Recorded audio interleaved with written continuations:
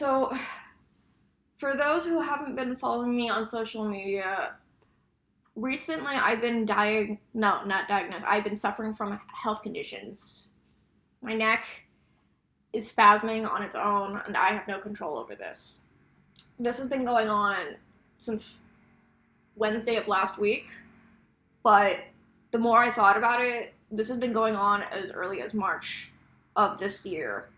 And I've made videos discussing my recent spasming, but the problem was with those videos, the one that was on Facebook, only certain people could see. So, like, I noticed a lot of my voice actors didn't know what was going on when I told them that I was having some health problems because they didn't watch the Facebook video. And then the other videos I posted, they were just nonsensical rambling by how emotional and how much pain I was in at the time. There was one video I filmed yesterday that was an hour long, explaining my entire medical history. And after talking to somebody about it, they were like, yeah, you need to make a shorter video because you're talking about so many things that people aren't going to care about. And that's not her exact words. It was a lot nicer than that. It's a person I trust, and I totally understood her point because there was a point in the video where I was like, I honestly don't know what I'm talking about anymore. So I want to give you a quick summary, maybe not so quick. I don't know how long this video is going to be, but hopefully it's going to be less than an hour. Hopefully, maybe under 30 minutes, I don't know. But this is going to be a quick summary about what has been going on and what I'm currently doing about it. Because right now there's not a diagnosis, and we start our story in the beginning of March of this year. And I was having neck/jaw pain that I dismissed as TMJ because I've always suffered from TMJ before. And I thought this was just another TMJ problem. Now, at the time, I was not living in New York. I was still in the dorms, and I was going to school, and I was still seeing a doctor at the health center from my school, who are shit doctors, by the way. And I went to the health center saying, hey, I'm having TMJ pain, and I need to see a physical therapist because that's what's helped me in the past. So they sent me to they sent me to a PT, and who doesn't know a thing about TMJ. And I'm there for 2 months, and they do some relief, but only in certain parts of my neck. Not so much the jaw, but eventually, like, I get over it and I stop seeing them because it's a waste of time. And not only that, it was like an hour away to get there, and I had to go like 2 or 3 times a week. So eventually I stopped going there, and around that same time I move in with the lady who we're going to call D to keep her name anonymous.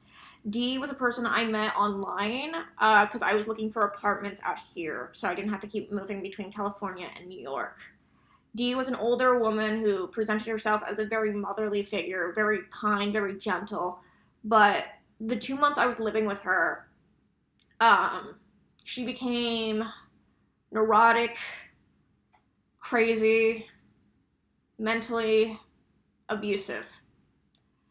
And while I was living with D, my neck/jaw pain was getting better a little bit because I thought, oh, the bed in her apartment is a lot comfier than it was back in the dorms.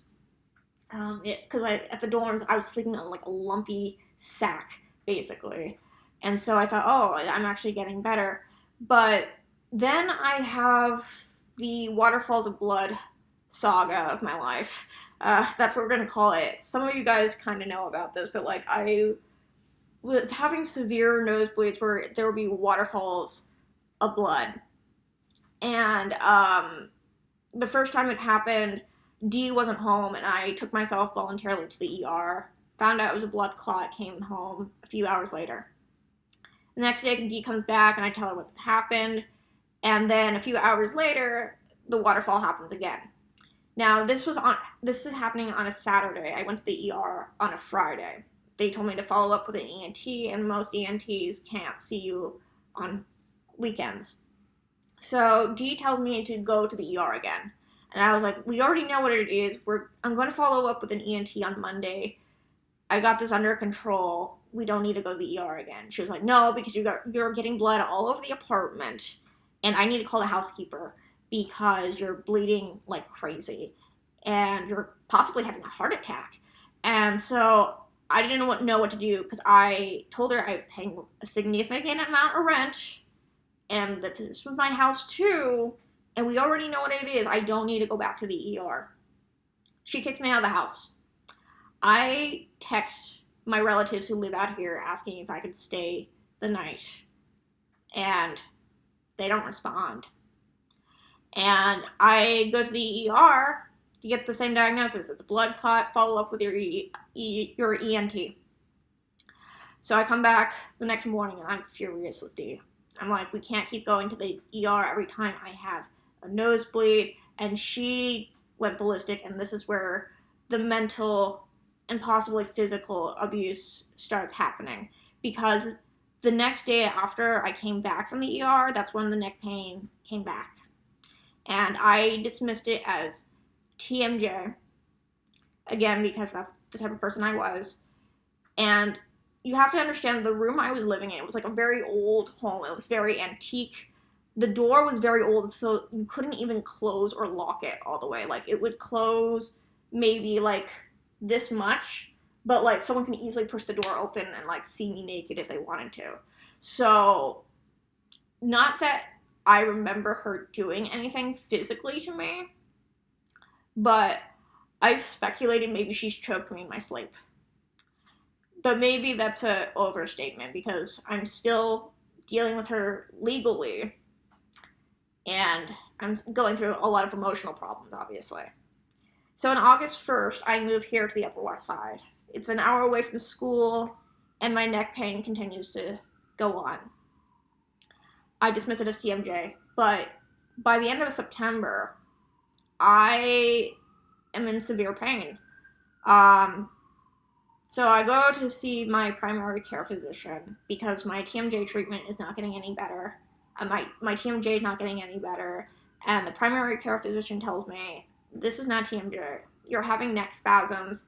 I'm going to tell you to go see a physical therapist and to do an x-ray, and here are some medication for like muscle spasms. And the next week I get my x-ray and I start PT. Then a week later, I get my x-ray results, and she tells me to go see a spine specialist. And because she doesn't know what to do, and she just sees spasming going on, and she wants a second opinion. So I make an appointment with the spine doctor who can't see me until another 2 weeks. Now, while this is going on, my school schedule is ungodly insane. Like, I had 2 12-hour days not back to back, but like it would be Mondays and Wednesdays would be my 12-hour school days where like I'd have like one 1-hour break, and that was it. I'd come home at around 10 o'clock at night, exhausted from school. And it was deteriorating on my mental health as well. And the week after I got my x-ray results, I make an appointment with my advisor and my tutor saying we can't keep doing tutoring so often, because the problem was, like, in between classes, there'd be, like, these 3-hour tutoring blocks. No breaks. And I was like, this is not healthy. I like some free time, because the only free time I'm having is doctor's appointments and cleaning the house and panic attacks, and that is not healthy. So we moved tutoring around, and my neck gets progressively better from PT, except during Wednesday of last week, that's where the shaking starts happening. When it started when I came back from PT, I went straight to tutoring afterwards. And my tutor kind of noticed, but I dismissed it as like low blood sugar, because at the time it was just a twitch. Like, you could hardly notice it. Like, it was just like so it wasn't like what it is right now. So I get home, have dinner, and the twitching's still there, and it goes on Thursday, And then Friday comes, the same day I had PT and to meet with the spinal specialist, and then that's where the actual shaking starts. At first, it was only in my neck. PT doesn't think it's anything serious. Spine specialist says it could be a side effect of the muscle relaxant I was on. And to go off it and make follow up with him the next week, which was supposed to be today, but I will get to that later. So I go off of it, and after 12 hours of my neck vibrating / shaking, my head starts hurting. Like, it feels like I've been shaking so much and my head was going to roll off my neck. I had trouble sleeping over the weekend, and I had a great amount of depression that I won't get into because I'll just start going into this long tangent, but let's just say I had a period of dissociative depression where I didn't feel like myself. And I was scared. And then Monday I wake up and I thought, like, oh, the vibrating my neck has gotten better. It's gotten, like, because it was slowly getting better over the weekend. And, like, my roommates hardly noticed what was going on. And then Monday of this week, I wake up. And I notice my spine is tingling. And I was like, well, that's weird, but at least the spasming has stopped. At least the spasming has stopped. Right? No, that's not quite it, because to get to the subway from my apartment, it's at least a 10-minute walk. And I kept losing my balance. Like, it wasn't as bad as it was today, but let's just say I tripped every 2 minutes or so. I also felt like everything was super bright, as if I was losing my vision. And I was like, well, maybe the sun just got brighter, you know? Maybe it's one of those days because the seasons are changing. So I get to school and it's like nothing. This is different. The spasming is still there, but like it's not this bad yet. Until 2:00 that afternoon, when I get home, take a shower, and I was like, oh shit, my whole body's shaking. And so that same day, I met with my psychologist, and we talked about it. She knows about this condition, and she knows about my health problems these last few months. And she was like, you need to tell all your professors this, because at the time, I only told some of my professors because I thought I was going to be dropping those classes. But she also convinced me not to drop those classes so I wouldn't lose my scholarship. So I send my professors out an email telling them that I'm dealing with severe health problems where I am constantly shaking to the point where I cannot remember shit. I cannot think straight, because it was like during our therapy session, like she would ask me these questions and I'd be shaking so much that I'd lose my train of thought. Like I'd forget what my name is, where I am, who I'm talking to, what is life, basically. So later that same day, I had already made plans to go out to dinner with my roommates, and I was fine when I was with them. Like, I've noticed social interactions and music actually makes the pain and shaking better. And also working on, like, creative videos, not videos like this, actually helps. And when I would go back into my room alone, suffering, I would start shaking like I am right now. And we're still on Monday. So I called the spine specialist to see if he can make my appointment the next day. And I find out he can only see me on Wednesday because he's only in Wednesdays and Thursdays. And I was like, well, I'm having these muscle spasms. It looks like I am having a seizure, and I have no control over my body, and it really hurts. And so he has his receptionist has one of his colleagues call him on my behalf, and then she calls me back, and she was like, go back on the muscle relaxants because I'd rather see you not in pain and spasming less. I was like, all right. So Tuesday, yesterday, I told my professors, oh, sorry, we're still on Monday. So I emailed all my professors that I was taking the week off. Next week is supposed to be the midterms, but in this condition, I cannot do really much of anything. So Tuesday comes, and it's my first day off, and I do what I normally do when I have days off. I run errands. I went to Rite Aid. I went to the post office, made some phone calls that were important, that kind of thing. And I felt so much pain still from shaking this much that I honestly thought I was going to die the next day. Like, I didn't know what to do. I was in so much pain that I felt like my head was going to roll off my neck. I think I already mentioned that.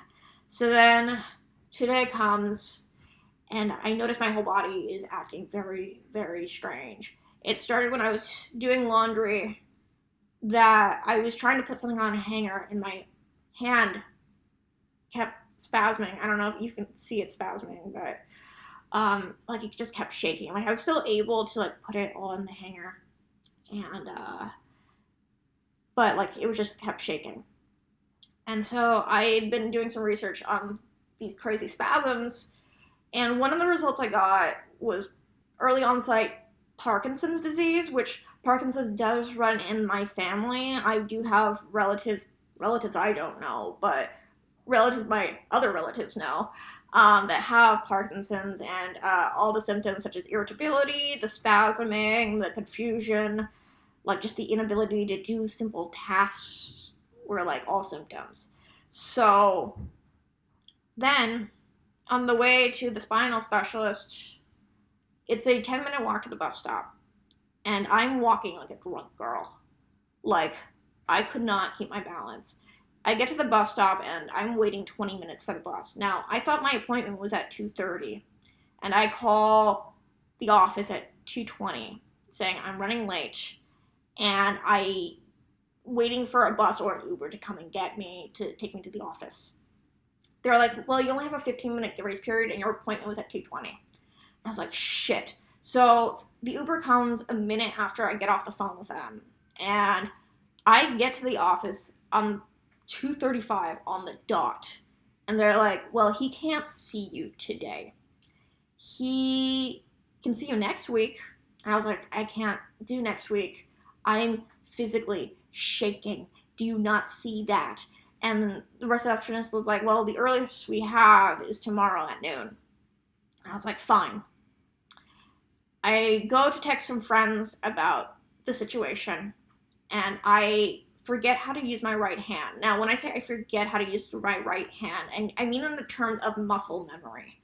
Like, to type on a keyboard on my phone, like my right hand just didn't know how to do that. And so I tried texting with my left hand, but I couldn't. Like, because I'm just not left-handed. Like, I can only type with one hand. It's just, that was always a thing with me. And so then I was like, fuck, I need to call people. And I called one person while they were at work. And I was like, look, I know you're at work right now, but I wanted to give you a quick update because I cannot use my dominant hand right now. And so I filled her in on the details on the Uber ride home, and now we're here. So yeah, that's what's been going on.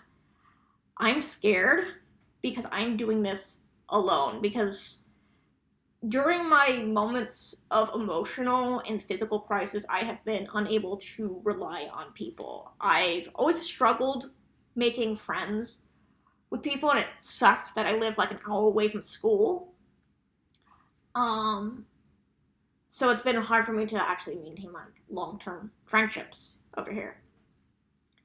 I mean, my roommates here are a lot better than D at like over the summer. Like, they're not crazy abusive. They're cool. They're my age. We have similar interests. They're not obnoxious like D was. And when I texted them when I came back from the spinal specialist the first time that they were going to knock me out to do an MRI, because that's what the spinal specialist wanted me to do at the time, I said, I'm going to be on anesthesia, and I kind of needed one of you guys with me. And they're like, well, we got work. And that would be the same the same response my cousins would give me. My cousins are adult people and who really, I don't want to say they don't care about me, but due to my family drama, I think that it's gotten to the point where they don't care about me anymore because they don't talk to me. They haven't been talking to me ever since I've been dealing with Dee. So I have one crazy aunt over here too who is the family favorite. She is manipulative. She is rude.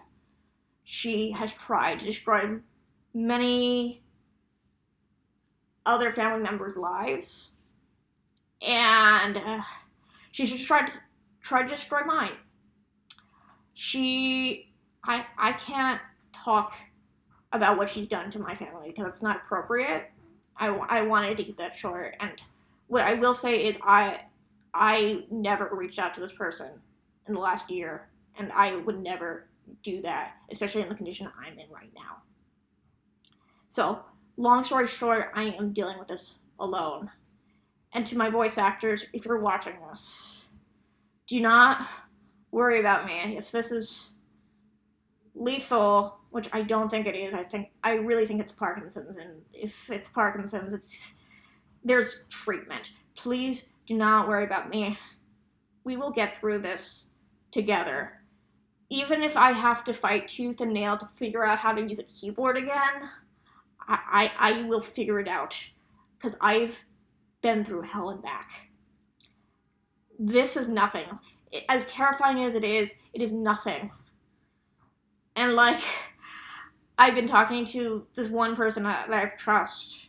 She's a really close family. Well, not really close as in, location-wise, but, she's the only person I've been able to talk to through these last few days about what's been going on. And I remember telling her on Saturday, it's I feel like I'm gonna die. I don't know if I can live much longer. And today I told her, you know what? If it's deadly, I want to do things first. I want to do so many things with my life first because I got shit to do, basically. I don't want to die right now. I really don't. So that's where we are. My parents are currently in China right now. They're supposed to fly back home, I think tomorrow. That's at least what my grandmother told me. I emailed my mom yesterday a video of me shaking and crying like this. It was actually a lot more emotional than it is right now. But she emailed me back later that evening, yesterday, saying she was willing to come out and see me because I told her I need emotional and physical support because I cannot do this on my own. No one is coming to help me. I don't have any friends I can trust because they're all at work. Or it's not appropriate for me to ask them because it'd be my tutor or my therapist. These are not appropriate people to contact in that sort of situation. So I don't know if she's coming out here, but if she does, that would be great because then I don't have to suffer alone. Now, my roommates, on the other hand, they don't know what the fuck is going on. They know I was supposed to have an MRI while unconscious, but I have not told them anything. So on the Uber ride home from the specialist appointment that I missed, I texted them saying, when you guys get home, we need to talk because I'm dealing with some health shit. And I don't expect you guys to do anything, but in terms of house maintenance, because I'm the homebody who takes care of the house, I'm doing the laundry, I'm doing the dishes, and that's fine with me. But we're gonna have a long talk this evening about what's going on because I don't know how long this is gonna last. And I can't even take myself to the subway because it's a 10-minute walk, and if I'm stumbling, I need to take an Uber all over the place. Now, thankfully, my parents cover transportation, but they don't know I've been Ubering to doctor's appointments these last couple days. And I'm going to have to talk about that, because the thing I told my parents was that, my head, my neck, my chest is shaking, and I have no control over it. At the time, it wasn't in my hands, and it wasn't in my legs. And it wasn't in my face, because, I'll have these blind spells, too, every so often. And so I didn't get to, so I didn't tell her those symptoms yet because they didn't happen at the time. So you will send her a follow-up email tonight telling her how bad it's gotten. If I can send an email. I don't know if I can because I had a hard time texting. I don't know if I could type. I mean, I had a hard time typing a few emails today. Like, not as bad as it was texting, but like, there was some struggle. I will get through this. Because I've been through shit. Like, mentally, physically, environmentally. If I can go through a crazy, abusive roommate, waterfalls of blood coming out of my nose, this will not kill me. Well, if it does, I got shit to do. I want to keep living. I want to keep going to school. There's so many things in life I want to do. It sucks being like this. But I don't want you to worry about me and voice actors because we will get through Burning the Pages. I will fight tooth and nail to at least get season 1 done.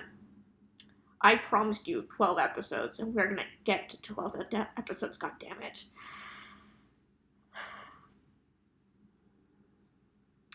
Thank you for watching this whole thing. I don't know how long it is, probably like 30 minutes. Sorry I rambled this long, but this is not like an easy thing to really describe because what started out with neck pain turned into this neck shaking, and then what started from neck shaking became total dysfunction.